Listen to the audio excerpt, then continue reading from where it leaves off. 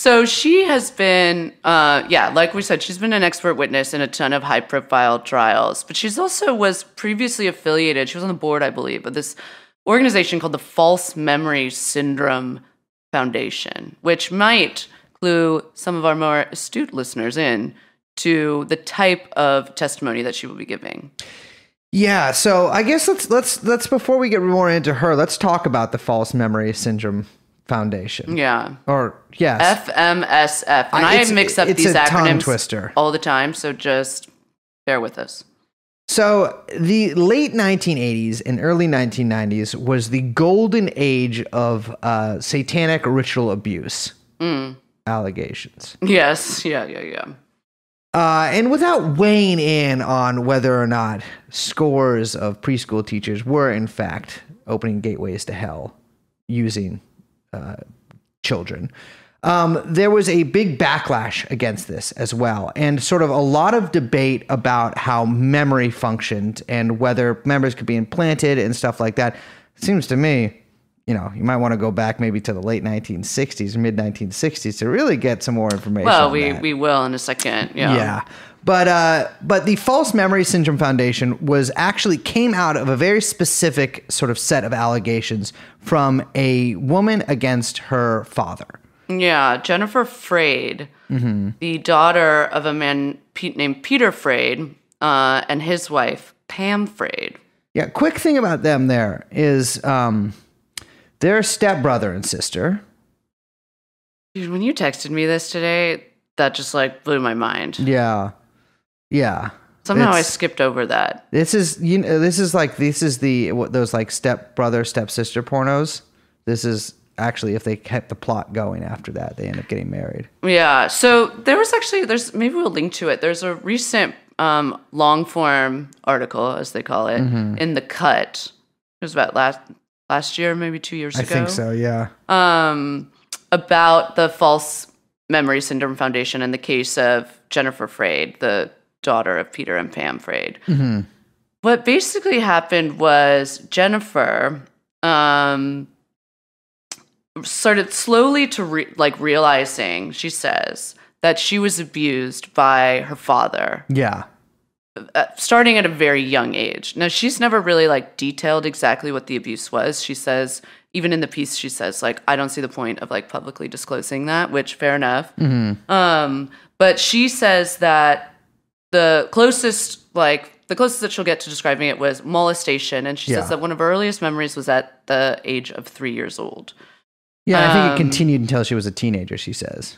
Yeah, she says that the way that this happened was it sort of these memories started to kind of flood in slowly, almost in succession, kind of building its own momentum. Yeah. One would kind of unlock another and unlock another, which is very similar to other ways that other abuse victims have described kind of realizations of,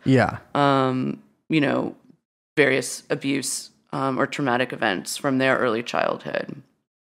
She, at one point, was kind of going through therapy and kind of realizing all of this stuff. And upon a visit with her parents, she kind of blurts out this realization to them. And in that piece, they detail kind of the reaction of Peter Freyd as very bizarre. Yeah. Which is that he didn't actually suddenly just deny immediately the allegations, but rather seemed to kind of have, or he didn't seem surprised, rather. Yeah. He did deny them, famously, but he didn't seem surprised or shocked or upset or outraged that his daughter would be accusing him of child abuse, but rather had a kind of cold, almost lawyerly response, ready to kind of give her. Yeah, and it's you can kind of see this throughout the history of the FMSF. Christ, what a mouthful that is. Yeah. Where it's actually Pamela that really steps up, his wife, that really steps up. The wife's sister. Sister-wife. His sister and wife. Yes. Really steps up to the plate. And she maintains, obviously, things are sort of sticky here because, she didn't, they had a really long relationship that had mostly been at least, decent or cordial up until this instance. Yeah. And so they continued sort of having like an email correspondence. They never saw each other again, but the tenor of the emails sort of on both sides changed at a certain point. And with Pamela starts accusing her daughter of maybe trying to come up with like a way to get them in court or something like that. And basically most communication is really cut off. And Pamela writes an article in a small journal. I can't remember the exact name of it, but it's like Issues in Child Abuse Allegations or something like that, using her own story, but like making it anonymous, although it seems like if you knew anybody involved, you could basically catch the details. And this is when things start to get really weird. She starts sending these out. Well, things are already very weird, but she starts sending them out, these issues, including several, like a stack of issues to her daughter. Yeah. Yeah. So it's at this point that Peter and Pam basically start up the False Memory Syndrome Foundation. I'm not even going to say the acronym. It's too confusing.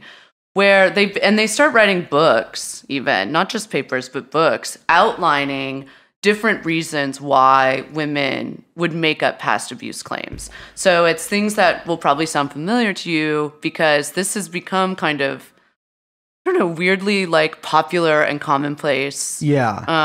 Well, if not this like really like forward version of it, sort of like a more like subdued version of what these people are putting forward. Yeah. We'll get into the reasons why that happened, which are very interesting.